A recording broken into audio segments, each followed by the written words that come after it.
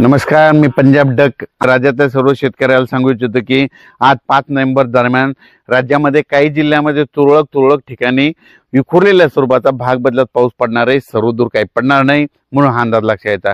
मग तो पाऊस विखुरलेला कसा पडणार आहे, कोणत्या जिल्ह्यात राहणार आहे सांगायचं झालं तर यवतमाळ जिल्हा झालं, हिंगोली जिल्हा झालं, वाशिम जिल्हा झालं, नांदेड जिल्हा झालं, परभणी जिल्हा झालं, लातूर जिल्हा झालं, धाराशिव जिल्हा झालं, बीड जिल्हा झालं, अहिल्यानगर झालं, जालना जिल्हा झालं, ह्या त्याच्यानंतर सोलापूर जिल्हा, सांगली, सातारा ह्या पट्ट्यामध्ये ह्या 3 दिवसामध्ये विखुरलेल्या स्वरूपाचा पाऊस पडणार आहे। खूप काही मोठा पडणार नाही म्हणून हा अंदाज सर्व शेतकऱ्यांनी लक्षात घ्यायचा। मग राज्यामध्ये थंडी कशी सुरू होणार आहे तर सर्वप्रथम सांगू इच्छितो, राज्यात थंडी एकदम सगळीकडे येत नसते, पण कशी सुरुवात होते राज्यात आपल्या महाराष्ट्राकडे उत्तरेकडून थंडीला सुरुवात होते। म्हणून राज्यात नेमकी थंडी कशी होणार आहे, उत्तरेकडून म्हणजे सांगायचं झालं तर 5 तारखेला म्हणजे नंदुरबार जिल्हा झालं, नाशिक जिल्हा झालं, निफाड तालुका, त्याच्यानंतर धुळे जिल्हा झालं, जळगाव जिल्हा झालं, इकडं मलकापूर, नांदुरा, बुलढाणा घाटाच्या खाली, त्याच्यानंतर खामगावच्या त्याच्यानं पलीकडे अकोट, अकोला, तेलारा, अचलपूर, दर्यापूर, मोर्शी, अमरावती, वर्धा, भंडारा, नागपूर ह्या पट्ट्यामध्ये 5 तारखेलाच राज्यामध्ये थंडी थोडी जाणवायला सुरुवात होईल आणि त्या दिवशी धुकं देखील येईल, धुळी देखील येईल म्हणून हे लक्षात येतं।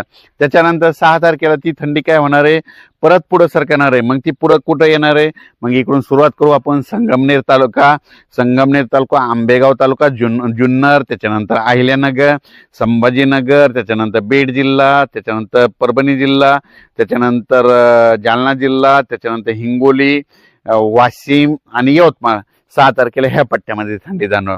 7 तारखेला ती थंडी आणखीन परत पुढे सरकणार म्हणजे दक्षिणेकडे थंडी येणार। मग 7 तारखेला कुठे येणार आहे, मग 7 तारखेला पुणे जिल्हा, सातारा, सांगली, सोलापूर, कोल्हापूर, त्याच्यानंतर धाराशिव जिल्हा, सोलापूर जिल्हा, पंढरपूर तालुका, त्याच्यानंतर इकडे लातूर जिल्हा, बीड जिल्हा, परभणी, असं नांदेड, हिंगोली, यवतमाळ, असे धर्माबाद ह्या पट्ट्यामध्ये काय होईल 7 तारखेला। 4 नोव्हेंबर आणि 5 नोव्हेंबरच्या दरम्यान राज्यात विखुरलेल्या स्वरूपाचा पाऊस पडणार आहे। सर्वदूर काही पडणार नाही, भाग बदलत पडणार आहे म्हणून हा अंदाज लक्षात यायचा। 7 तारखेच्या नंतर राज्यात पाऊस काय येणार नाही।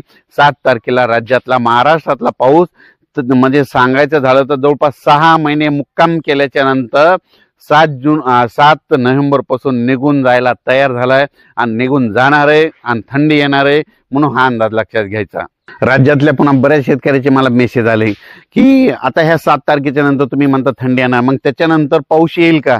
बरेच जण म्हणतात की काय पाऊस येणार। तर तुम्हाला एक सांगू इच्छितो, राज्यातल्या सर्व शेतकऱ्याला सांगू इच्छितो 7 तारखेच्या नंतर परत काही पाऊस येणार नाही, थंडीत वाढत जाणार आहे म्हणून हे लक्षात येतं। धन्यवाद।